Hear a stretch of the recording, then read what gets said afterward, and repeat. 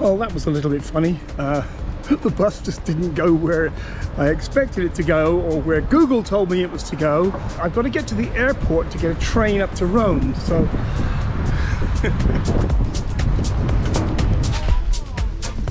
And this is the Museum of Illusions.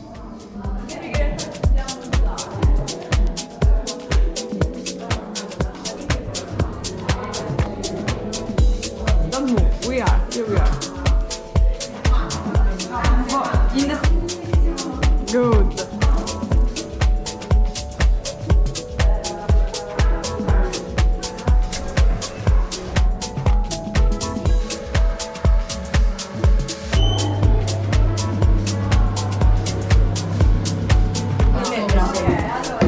Negativa, non so perché poi ci chiama quello qua.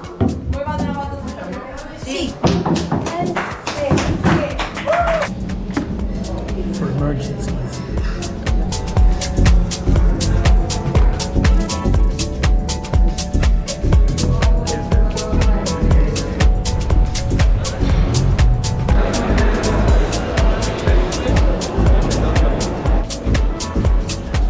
The price is 14. Cool.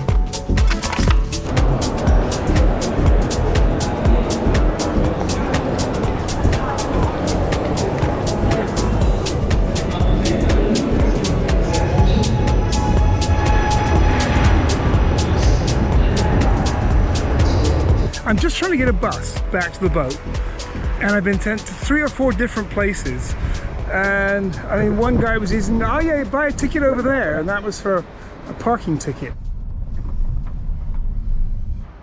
Good morning from the Tiber River. Rome is about 25 kilometers that way, and the Mediterranean is about 3, maybe 4 kilometers that way.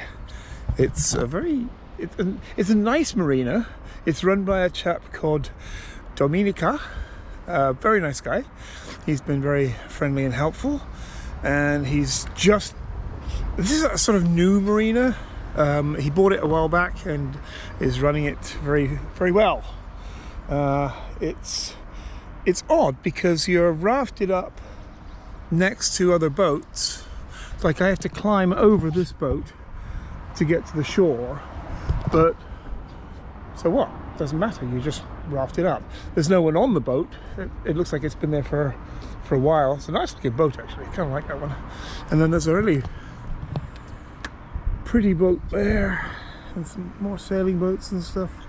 It's a very boaty area. There's probably 5,000 boats within a kilometre of this place. There's boat yards all the way down there, repair yards, cranes, lots of boats on the Hard, boats everywhere. Very few supermarkets. There's one supermarket, but it's a good 3.5 kilometers that way, and the roads are quite small, and Italian drivers go quite fast. And I have my little scooter, so I've been scooting along on that, and then just like ducking into the hedge when a car zips by. It's a nice place to stay. I'm going to be here for probably 2 weeks. Here's what I'm going to do. This is me making a live decision. I'm going to stay here 2 weeks, and then I'm going to look for a weather gap, a little weather window, and as soon as the waves drop below a meter, I'll scoot down the coast. It's only about 2 days to get to my next destination, so I just need a small weather window, and the next place I'll be staying at is Gator. I did buy some bread at the local market, but I got it home and I opened it, and seriously, this is the heaviest loaf. This is not sourdough bread. It weighs about, I don't know, a kilogram. You could stun a donkey with this thing. I just wanted to walk up here to a neighboring marina that has fuel for sale and check the price, but it's not cheap. It's about $2.10 per litre, and the place that I got it at last was $1.94. Oh, Here's a quick one. I did an interview for a British television show that is going out live tonight. It's all about when George Michael got busted for getting caught in a bathroom doing a lewd act. The whole thing was ridiculous. And it turned into this massive thing. But oddly enough, I was the one that actually took photographs of George Michael sunning himself in the park.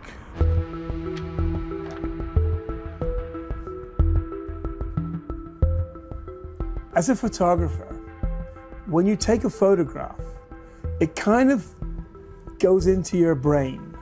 And when you see a photograph that you took, it doesn't matter how many years ago, you're back in that moment. Being a celebrity means you are fair game. And if we decided we were going to get someone, they were going to get got. That day, it just happened to be George Michael.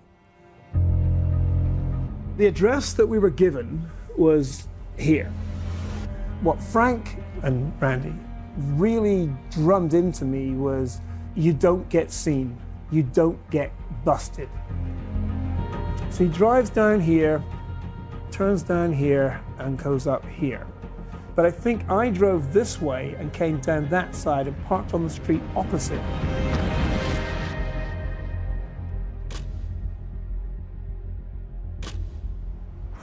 That's not when he got busted. He got busted after that for performing a lewd act or whatever. Anyway, that goes out live tonight on Channel 4, which is a bit strange, but it was quite a good interview. The people were very nice. I shot that in London when I was back there just around Glastonbury time. We are at the Blue Dolphin, and this is hello, Domenico Ricciardi, the owner of Blue Dolphin. We are a little private marina. Oh, it's a little bit. There you go. It's better. Better here. Private marina near Rome, like in front of Rome, and it's a simple place. I think we are very friendly, and we are very focused on the best service for every yachtman that we can host here in Fiumicino. And they have a big crane. Very big crane. We've got a boatyard. We got 2 docks. To host every kind of yacht, yeah. And then we have a restaurant. So it's a little private harbor, and so yeah, we are here. And there's lots of boats. There's boats everywhere. Yeah, boats everywhere. We are actually near the sea. We are on the river, the Tiber River, the holy Rome's river, and so there are like it's a nice life here. But then Mr. Steve can confirm it, I think. It is. It's true. This morning I want to go. Wow. Damn it. There's me trying to be clever and film and walk at the same time. The other day I was going to go see this place, but just as I was planning to leave, it started to rain. So I went back to bed.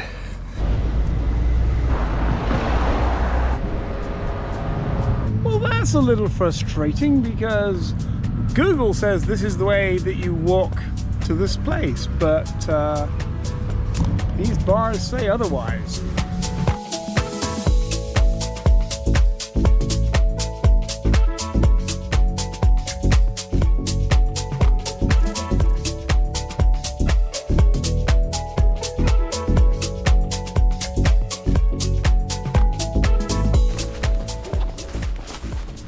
I've had my eye on this boat since I got here. It's just beautiful.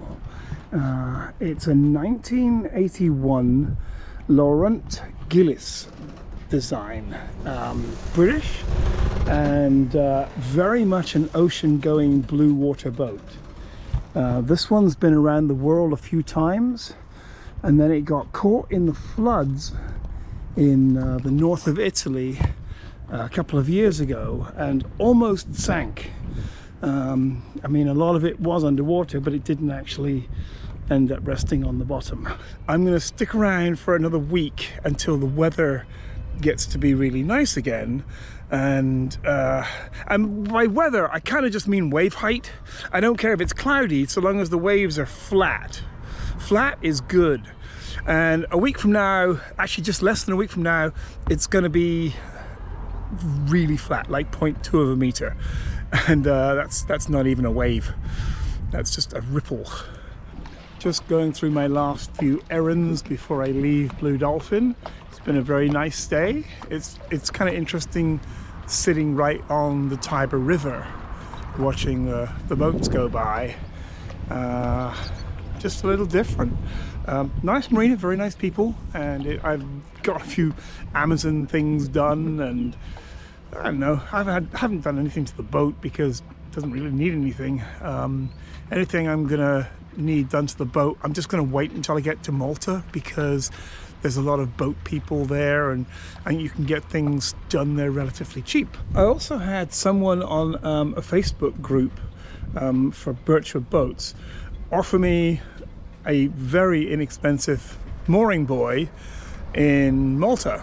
It's about an hour and a half's drive on the boat back to Valletta, but I might stay down there for a while and sort of just get to know Malta a little bit.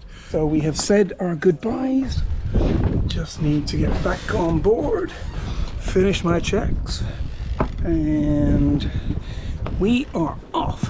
It's a little tricky getting off this morning because the tide is going that way, or the current is going that way, the wind's blowing that way, so I'm not quite sure which way the boat is going to go when I untie her, but I'm just going to drift out that way.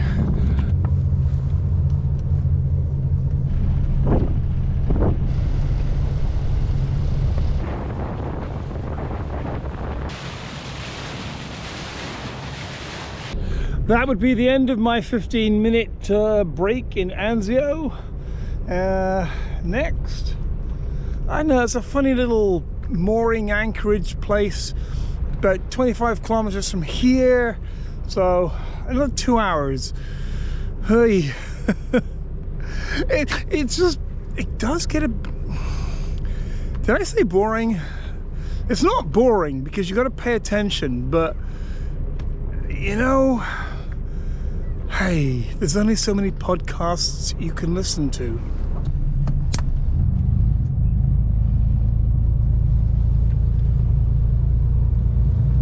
It's calmed down a bit, actually. You can see as soon as the white tops vanish, it's like, peaceful. I'm looking forward to the next stoppage, which is Gator, because my friends are there. It looks like a beautiful town. And it's going to be a slightly easier journey there because the water is going to be a little bit smoother and it's slightly shorter. And I'm starting earlier, so all good, all good. It's very satisfying to arrive at your destination exactly as planned. Sun's going down, destination looks exactly as you thought it would, and I don't know, it's odd that every day is a little adventure, because I really don't know what the fuck I'm doing, and yet I'm managing to make it look as if I know what I'm doing quite well. I'm 100% sure it's okay to go in here and find somewhere to moor.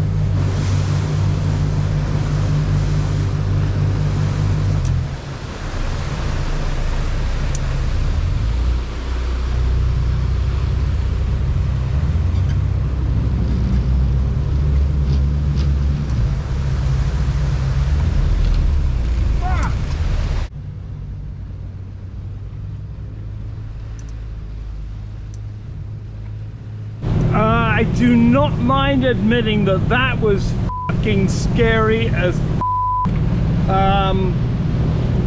the depth suddenly went from 3 meters to 1/2 meter, and then we hit bottom, and I'm like, I need to turn this boat around and get it out.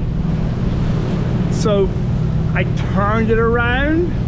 One of the engines cut out because there's a cutout. Basically, if the propeller can't turn, the engine cuts, which is good.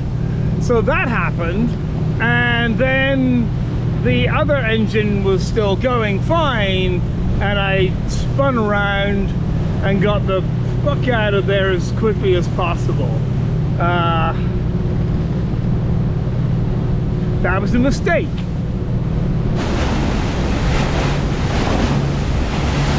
Well, that was a slightly more dramatic ending to the day than I wanted, but that's what you get for being confident. I thought that that place where I could moor up would be fine. Nope. Not enough distance between the keel and the soil of the Mediterranean. And I almost totally fucked up there.